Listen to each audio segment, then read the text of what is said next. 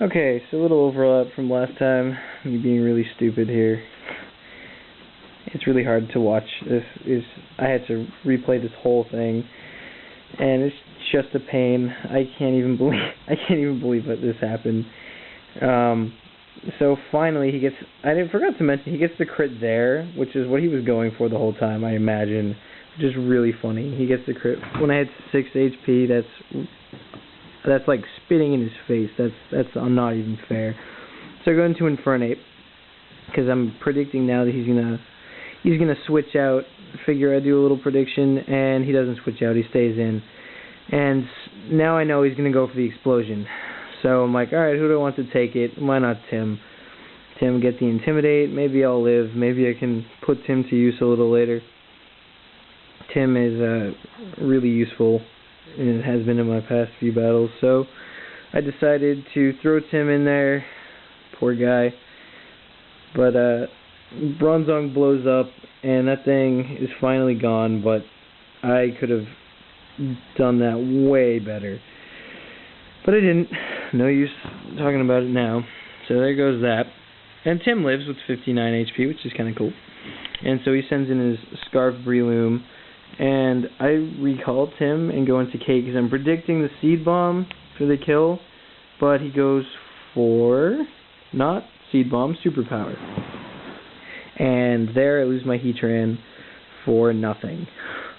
Over a bad prediction, I lose my Heatran. And that was really depressing. Right here, when I saw that he picked Superpower, I thought for sure I was going to lose. I thought for sure I didn't even have a chance. One of my last guys is asleep, and he knows what most of them are, so I figure my only chance is to get Ashley awake. If I don't, this is over. So I throw her out there, hopefully I get the first turn wake, and I see the Celebi, and I pick Signal Beam, because I was predicting he would predict Psychic, so whether he sent in Celebi or T-Tar, Signal Beam would be the right thing to do. And there it is. I got the first turn wake.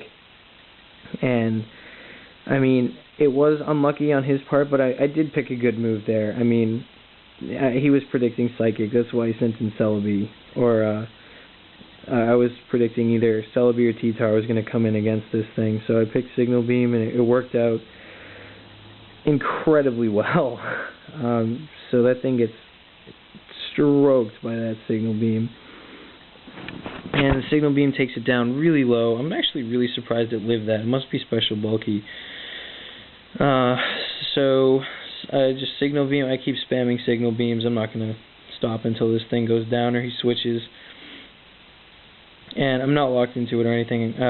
Lead Alakazam had Focus Sash, I believe, so that's irrelevant at this point. There's the Flygon, and I'm predicting that he's going to Earthquake, so I send in Tim to Intimidate. And I know either that or he's going to U-turn, and whatever he does is good for me because I figure that'll kill Tim, I'll get switch advantage. But he doesn't even take Tim out, which is surprising to me. Tim's quite the monster in this game. He lived that. I was very surprised. So that didn't go so well for me either, because I was expecting Tim to die off there, but he sends in his Breloom, Seed Bombs. He gets the crit there. Again, that's just disgusting. I don't know what that's about. That's just not fair to him. So I send in Steph, who is Scarfed as well, and I'm predicting the switch into his last Pokemon here, which I thought was going to be a Ludicolo or a Leafeon or something, because those counter Brown pretty well if your opponent doesn't know what's going on. So I picked Poison Jab, which is a really random move to have on a Infernape, and I end up getting the crit.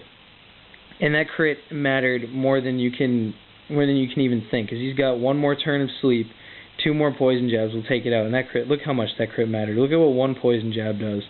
That's disgusting.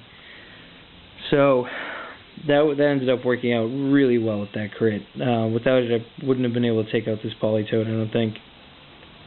So I Poison Jab one more time. That'll take it out. And again, the only reason I picked Poison Jab was I was actually predicting his last Pokemon there, which is kind of stupid. I should have gone for close combat, but you never know. But that ended up working out really well. So he sends in Chomp, and I don't want... Chomp, yeah, Flygon. And I don't want to take that. I don't want to take the Earthquake, because now I think Earthquake's coming. And I'm thinking about what his last Pokemon could be here, because I haven't seen it yet. And I figure I still have Scarfed, Infernape, and my Mamoswine. And I'm thinking his last is going to be T-Tar, so I send in Ashley to take the hit. I figure she's going to be the most useless at this point.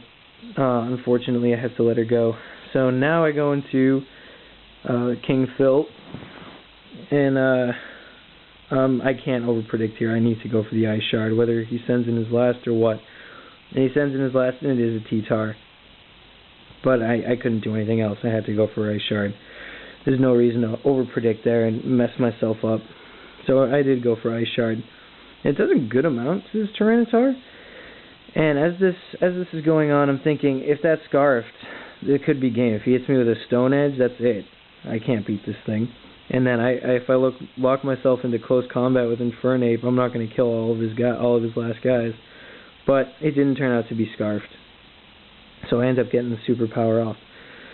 I might have been able to pull off the Earthquake there and do just as well, but I didn't want to take any chances. I figure this is checkmate right now. If this thing wasn't Scarfed, it was checkmate, because even though I have an attack drop on this, I can switch back out into Infernape and then come back in with full power and take out his last two guys with Ice Shard.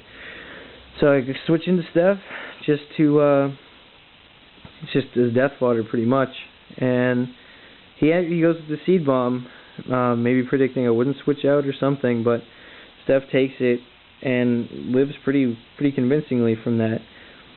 And now I'm like, okay, this is good. Now I'm going to lock myself into close combat, so whatever he does is not going to end well. I'll get damage on this Breloom if he doesn't switch. I'll 2-hit KO the Flygon if he doesn't, and I'll get damage on this Breloom anyway. Enough where I know Ice Shard is definitely going to win me this game.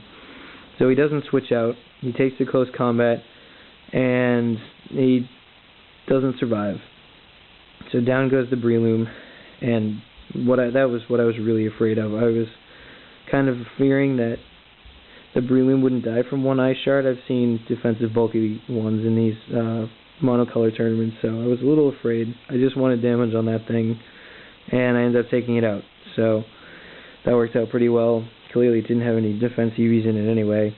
It died from a close combat from a Scarfed Infernape, so he brings in Flygon, and I'm faster because that's what this Infernape was built for, to do damage on a Flygon, a Scarf Flygon, just in case. And it doesn't quite kill. I don't have any super effective moves on Flygon, so I don't know why Steph was built faster than Flygon. It was just to do damage to it. That was my train of thought while making that. But it doesn't really matter, because 4 times weak Ice Shard is going to take out the Flygon very easily with that little HP. I think it's probably 1-hit KO even with full HP. So down goes the Flygon, and with a little luck and some mediocre playing in some parts, some good playing in other parts, I'm on to the finals. So wish me luck, guys. And I was thinking maybe I've been getting a couple subscribers lately, which is exciting because I've never had subscribers before. If you think it'd be cool if I posted some other battles, I'll do that. If you just let me know. Or if I'm just going to be wasting my time, I'm just not even going to, I'm not going to do it. If no one's going to watch it, then it's going to be a waste of time, because I got other stuff to do, you know. So let me know if you want to see other battles from me, and I'll see you guys in the finals.